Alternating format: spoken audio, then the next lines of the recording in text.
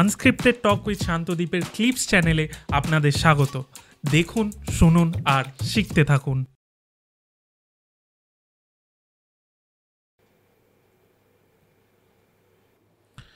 তুমি এই বিষয়ে যখন বললে, এবার পুরাণের দিকে কি বলা আছে সেটা বললো। পুরাণের দিকে আমি তোমাকে আগেই বললাম, পুরাণে ভুরি ভুরি উদাহরণ আছে।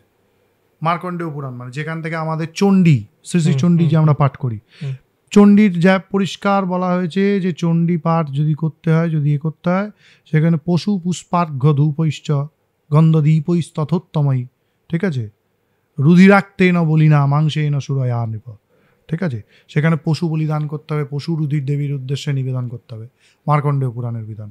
ভবিষ্য পুরাণেও দেবতার উদ্দেশ্যে বলিদানের বিধান রয়েছে। বিষ্ণু পুরাণের মধ্যে শ্রীকৃষ্ণ নিজের বোন, যেই যে সুভদ্রা, যে যোগমায়া কংসকে তোমার বদিবে যে গোকুলে পালিয়েছে বলেছিল, তার উদ্দেশ্যে বলির বিধান দিয়েছে, এবং সেটা কিন্তু পশু বলি। সুরা মাংসোপহারৈশ্চ ভক্ষ ভোজ্যৈশ্চ পূজিতা নৃণামশেষ কামাংশ, এই শ্লোক আছে ওখানে।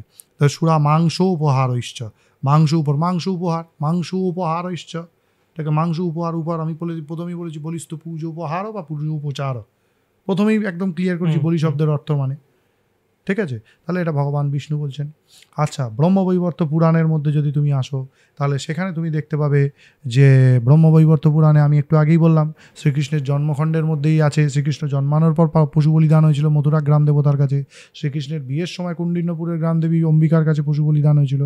এছাড়া বিষ্ণু পুরাণে যে গোবর্ধন লীলা আছে না, শ্রীকৃষ্ণ গোবর্ধন ধরে থাকে, বৃন্দাবনে আছে না, ঠিক আছে, ওইখানে বলছে মেধ্য পশুগণকে হনন করিয়া, মানে যজ্ঞের জন্য যে সুনির্দিষ্ট সুন্দর পশু আছে তাদেরকে বলি দিয়ে সেই মাংস দিয়ে গিরি গোবর্ধনের পূজা করা হয়েছিল, এবং শ্রীকৃষ্ণ সেই মাংস রান্না করা তো দূর, কাঁচাই খেতে আরম্ভ করে দিয়েছিলেন,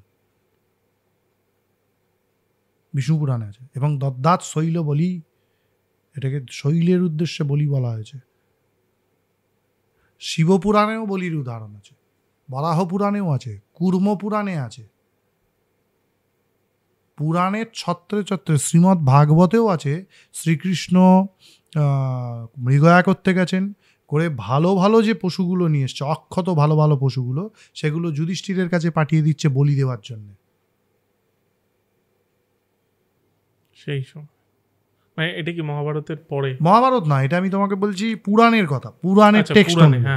মহাভারতে আলাদা বলির অনেক বিধান আছে। আরে বাবা, মহাভারতে যে রাজসূয় অশ্বমেধ যে যজ্ঞগুলো হতো, এই যজ্ঞগুলোই তো বলিদান ছাড়া হবে না।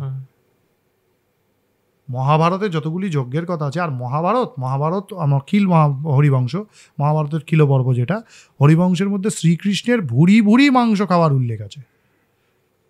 মূল মহাভারতের টেক্সটের মধ্যে শ্রীকৃষ্ণ ভুরি ভুরি মাংস খেতেন, বুঝেছ?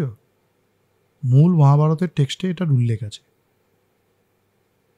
ব্রহ্মপুরাণে আশ্বিন মাসের শুক্লপক্ষের অষ্টমী এবং নবমীতে দুর্গার উদ্দেশ্যে বলিদানের উল্লেখ আছে। ইয়ের মধ্যে ব্রহ্মবৈবর্ত পুরাণের মধ্যেও দুর্গার উদ্দেশ্যে বলিদানের উল্লেখ আছে। দেবী পুরাণের মধ্যে দুর্গার উদ্দেশ্যে বলিদানের উল্লেখ আছে দুর্গাপূজার সময়। কালিকা পুরাণের তো একটা অধ্যায়ই আছে শুধু বলি নিয়ে,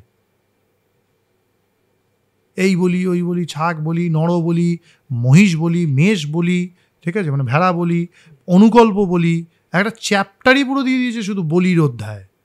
এই বলি দিলে ছাগে দত্তে ভবে বাগ্মী, মেষে দত্তে মানে ছাগল দিলে সে বাগ্মী হয়, মহিষ দিলে তার শৌর্যবীর্য হয়, ভেড়া দিলে তার এই হয়, ওই হয়, সেই হয়, এরকম একটা পুরো চ্যাপ্টার বলে গেছে।